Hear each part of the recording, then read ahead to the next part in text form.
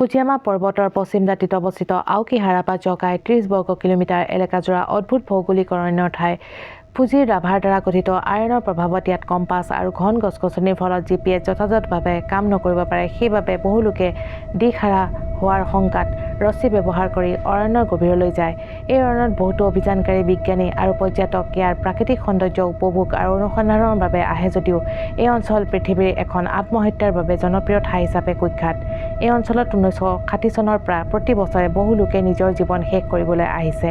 চৰকাৰে আত্মহত্যা প্ৰৱণ ব্যক্তিসকলৰ সহায়ৰ আহ্বান জনোৱাৰ অৰ্থে বহুতো বৰ্ড লগাইছে।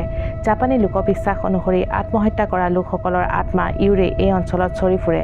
বহু লোকে এই অৰণ্যত অদ্ভুত শব্দ শুনা আৰু অৰণ্যৰ গভীৰলৈ আকৰ্ষণ অনুভৱ কৰাৰ অভিজ্ঞতাও প্ৰকাশ কৰিছে। এই অঞ্চল অত্যন্ত প্ৰাকৃতিক সৌন্দৰ্যৰ অধিকাৰী যদিও ই বহুতো দুখ আৰু দুৰ্দশাৰ সাক্ষী।